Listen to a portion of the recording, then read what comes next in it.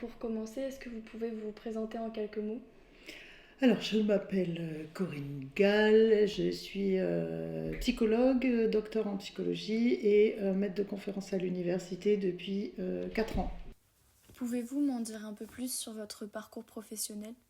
Alors, j'ai fait mes études ici, à Paul Valéry, dans notre belle université, toutes mes études de psychologie. J'ai travaillé ensuite, une fois diplômée, une fois obtenu le titre de psychologue, j'ai travaillé 25 ans, un peu plus de 25 ans, en psychiatrie, dans un hôpital psychiatrique qui accueillait des personnes adultes souffrant de schizophrénie pour le psychose, pour la plupart des troubles. Et parallèlement à cet emploi à l'hôpital, j'avais déjà un poste à mi-temps à l'université de professionnel. Donc j'ai travaillé comme PAST ou MAST, c'est équivalent à l'université pendant quasiment toute la période où j'étais, pendant aussi 25 ans. Est-ce que vous avez déjà rencontré des problèmes à la fac en tant que femme, comme des stéréotypes ou des préjugés? Pas tellement. C'est pas aussi direct. Je crois que les gens sont quand même globalement bien éduqués ici. Euh, Par contre, je pense que c'est toujours plus facile pour les hommes. Les femmes doivent toujours en faire plus pour être reconnues, pour que leur travail soit reconnu à valeur égale pour les hommes. Il y a quelque chose de très équivalent. Je me rends compte que les hommes prennent plus facilement la parole en réunion, ils la gardent plus longtemps. Quand on organise des colloques ou des séminaires, c'est pas rare que les premières intentions de nom de personnes invitées soient des hommes. Et il faut toujours une petite voix qui dise hop, hop, hop, peut-être c'est important qu'on invite aussi des femmes, etc., etc. Donc, pas directement, j'ai pas souffert directement de stéréotypes.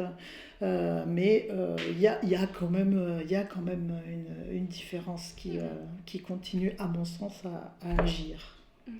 Et donc, qu'est-ce qui pourrait être amélioré pour éviter ça? L'éducation, je dirais. L'éducation des jeunes gens aussi.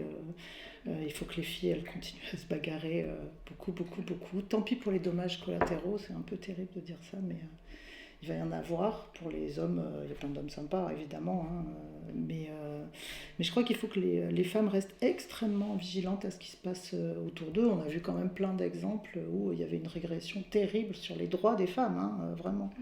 Et quels sont vos engagements féministes au quotidien? Un de mes premiers engagements féministes, je crois, c'était un espèce de, mais qui date d'il y a longtemps, c'était un refus de famille. L'idée d'avoir une famille, d'avoir des enfants, etc., pour moi, c'était juste pas possible. Et il y a un moment où les femmes, elles sont quand même amenées dans ce créneau-là. Une femme qui se reproduit pas, ça reste compliqué, même pour des gens intellectuellement avec un niveau un peu soutenu, quoi. Et c'est une position qui est extrêmement difficile à tenir au quotidien et socialement. Assumer de dire non, je veux pas d'enfant. Et ça décale beaucoup la question quand même de la femme reproductrice, qui est aussi un vrai problème, hein, dans les sociétés actuelles. Donc il est d'abord là mon engagement militant, vraiment. Donc, c'est pas accepté dans notre société. C'est plein de petites remarques. Ah bon? Ah bon? Tu as pas... Ah mais fais attention à l'âge, hein. Tu sais, à un moment... C'est plein de petites phrases comme ça qui sont hyper insidieuses et qui te mettent en indélicatesse dans le sens du monde, quoi. Voilà. J'avais un oncle qui avait une agence matrimoniale.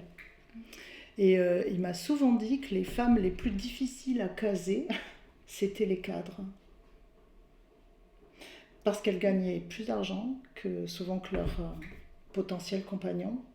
Et parce qu'elles avaient un niveau qui pouvait laisser prétendre à avoir autant d'idées que les hommes. Et que, voilà, pour une femme, être cadre ou être médecin, eh ben, c'était plus difficile pour elle pour se marier, pour trouver quelqu'un via une agence matrimoniale.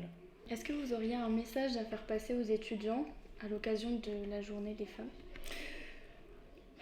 Oui, Oui, oui, enfin, comment se respecter mutuellement, respecter la dignité de chacun dans ce qu'il est au plus profond de lui-même, quoi. Voilà, ce serait ça en fait le message. Donc respecter la différence, respecter la dignité, sans monter et pousser des cris d'orfraie dès qu'on dit quelque chose, et sans non plus peut-être vouloir à tout prix faire rentrer la vie dans les cases. C'est-à-dire se définir ou pousser à sa propre surdétermination. Je crois qu'il n'y a rien de pire pour quelqu'un de jeune et même pour quelqu'un de plus âgé que de dire je suis comme ça. La vie, elle est beaucoup plus mouvante et labile et elle offre beaucoup plus de possibilités que ce qu'on croit. Et quel dommage de se restreindre déjà à ce je suis comme ça. Merci beaucoup. Merci mademoiselle.